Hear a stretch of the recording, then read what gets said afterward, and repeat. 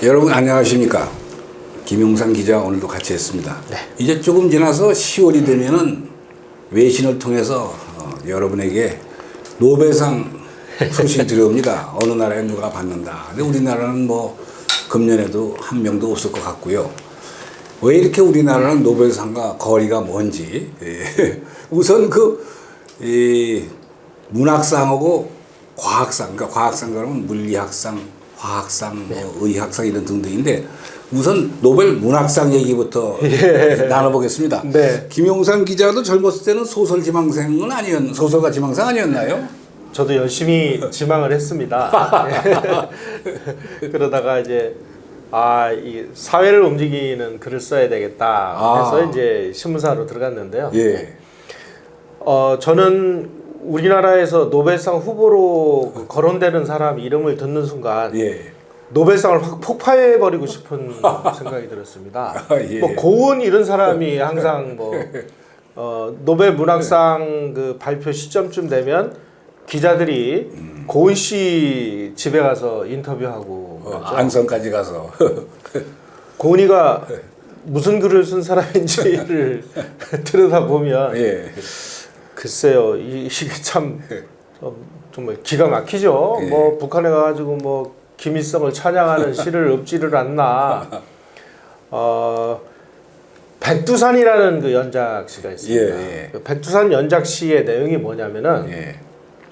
조선 시대에 아주 강고한 그 노비 제도가 있었지 않습니까? 예. 그래서 그 노비 중에 그 젊은 노비하고 예. 그 양반집 그 딸하고 눈이 맞아가지고 이제 도망을 가요. 예.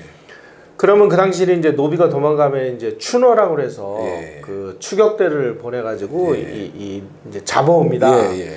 그래가지고 이제 추노들의 추격을 피해가지고 막 천신만고 끝에 막 도망을 가고 막 위기를 겪고 막 그러다가 이 사람들이 백두산으로 도망을 가요. 그래서 백두산 천지에 올라서 그때 이제 둘이 그 통정을 해서 그 애를 하나를 낳아요. 그 아이를 안고 백두산 천지에 올라가 가지고 천지 그 연못에 세례 비슷하게 하고 새로운 세상이 그 뭐 태어났는도다 뭐 이런 게 그 백두산이라는 시예요. 예. 뭐 김정일의 광명성 시나 비슷한 아니 이런 사람을 노벨 문학상 후보로 거론을 하는 이런 정도라면은 이건 뭐 안 받는 게 낫죠. 이제 가까운 나라 일본을 봐도 그렇게 많은 사람이 받은 건 아니고 잘 아시는 가바데 아시나리 그다음 오에 겐자부로 그도 또 한 사람은 이제 2년 전인가 받았는데 2017년 그분은 국적은 뭡니까 귀활해서 영국으로 되어 있는데 사실 일본 사람이에요. 가지오 이식으로. 근데 이제 세 사람이 받았는데 뭐 그러니까 일본의 국력이나 경제 이런 거 보면 뭐 그렇게 적게 받은 것도 아니고 많이 받은 것도 아니고 적당히 받았는데 아시아 쪽에서 문학상 받은 게 상당히 드물죠.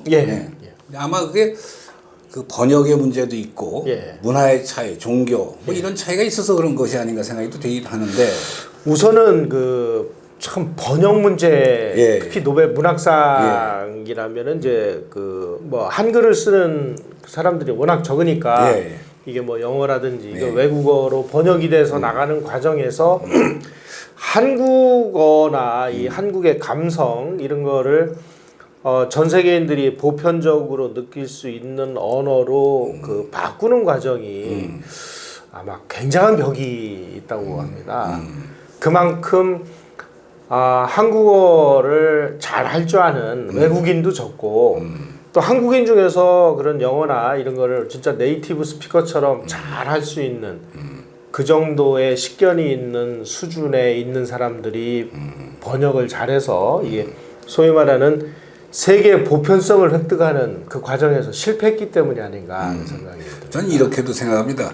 세종대왕이 한글을 만든 건 500년 전이지만 그 한글로 글을 쓴 거 예를 들어 소설 이런 역사는 아주 짧잖아요. 그렇습니다. 조선왕조 시대에 언문이라고 해서 천대받았고 주로 글을 써도 한자로 썼고 그러니까 우리 글로 우리 작가가 뭐 소설을 쓴 역사는 100년이 채 안 될 겁니다 아마. 그렇습니다. 그러니까 워낙 역사가 짧아서 그러니까 말은 5천 년 동안 같은 말을 조금씩 변화해가면서 써왔으니까 이제 우리 드라마가 외국 가서 뭐, 특히 뭐 미국이나 영국 쪽은 아니지만은 동남아 쪽이라든가 아프리카, 중남 이쪽에서는 우리 드라마가 대단한 환영을 받잖아요.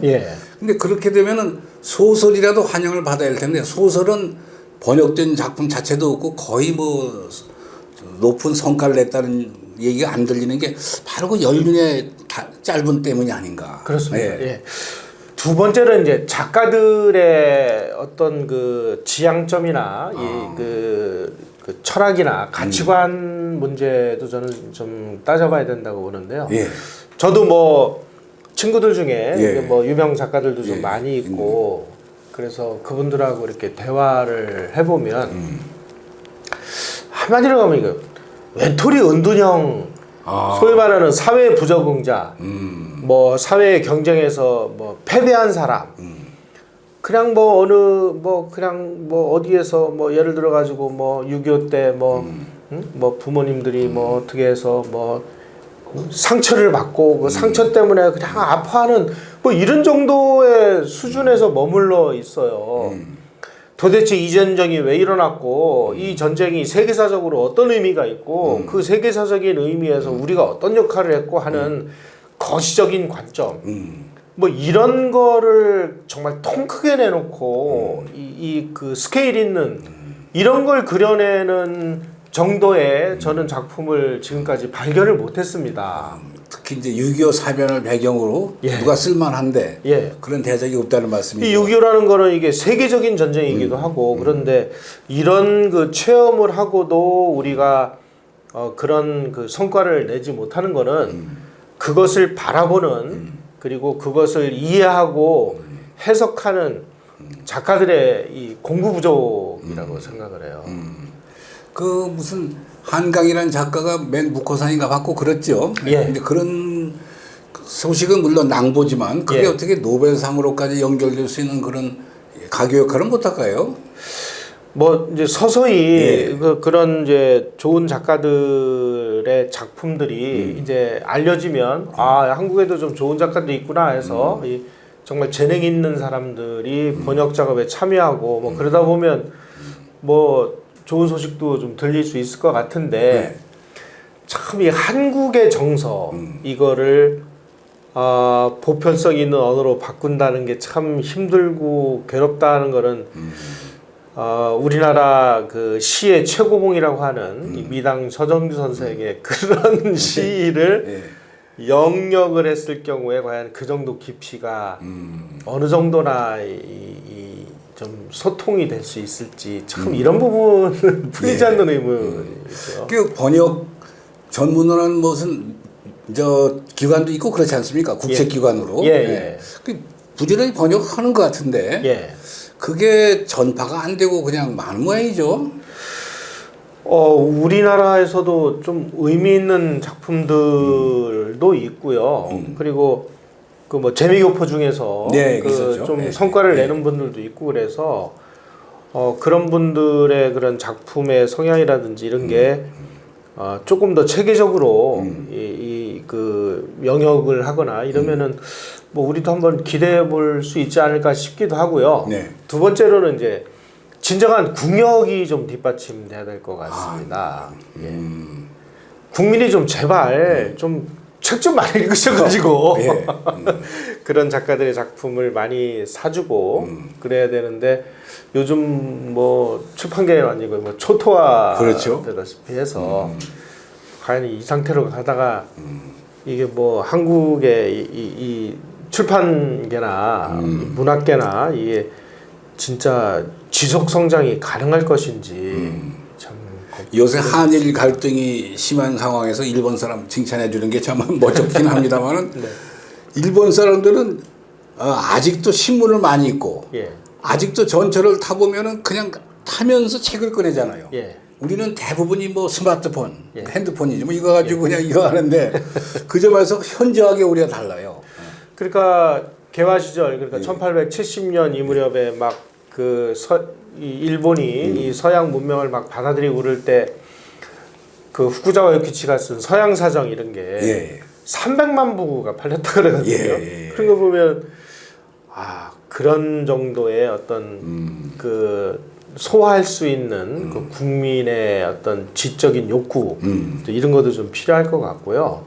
그리고 일본만 해도 네. 지금 영어나 네덜란드 공부의 역사가 예. 거의 뭐 400년, 500년 그렇죠, 그렇죠. 14세기, 15세기. 예, 그러니까 그러면서 보면은 좀 우리가 그 한글을 지금 사용하기 시작한 역사도 그 일천할 뿐더러 참 여러 가지 저희가 준비해야 될 점이 한두 가지가 아니라고 생각을 해요. 이제 문학상에서 과학상으로 넘어가 보죠. 뭐 과학상이 일본의 경우 이제 뭐 27사람인가 받았다는데 예. 우리는 뭐 한 번도 받은 일이 없거든요. 뭐 예. 물리학상, 의학상, 뭐 네. 또 뭡니까 화학상. 예. 근데 아시다시피 노벨상은 기초 이론에 대해서 주는 거 아닙니까? 예. 근데 우리는 이제 기초를 다지는 학문 연구하는 사람이 너무 적잖아요. 예. 그날그날 생활이 이제 급하니까 뭐 예. 돈벌이 나서서 그렇겠죠. 예. 이건 무슨 방법이 없을까요? 노벨. 저는 뭐 문학상은 그래도 어느 정도 뭐 한번 해볼 만하면 예. 되지 않나 싶은데요.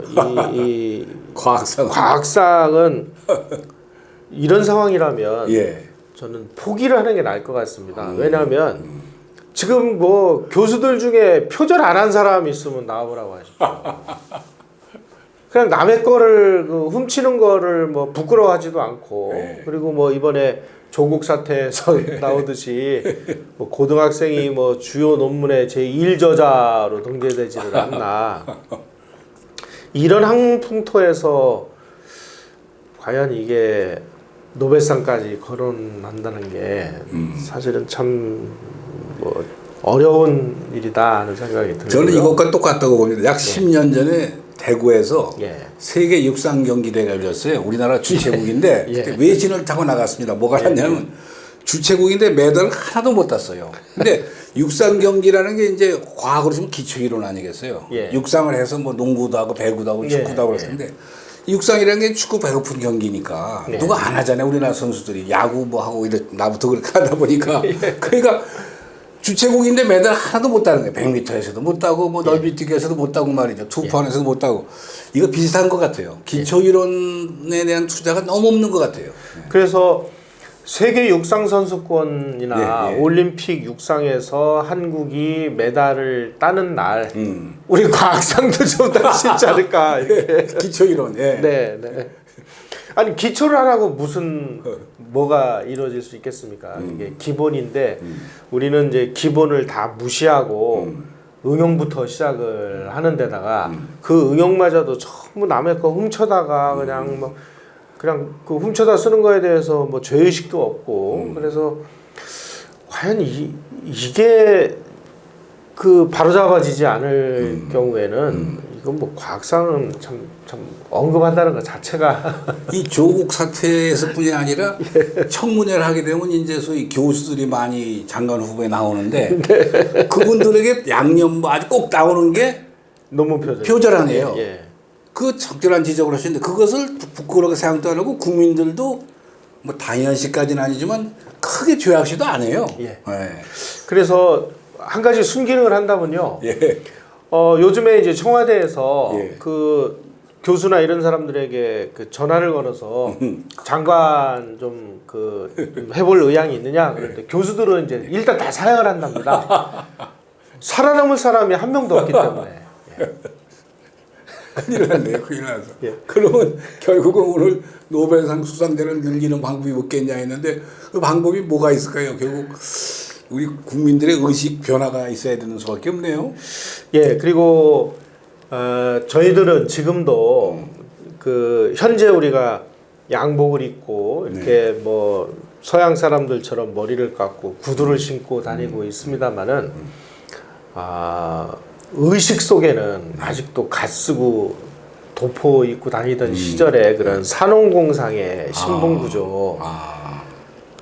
이걸 어디서 엿볼 수 있냐면은 지금 대학생들의 70몇 프로가 고시 공부, 공무원 공부하고 있지 않습니까? 예, 예.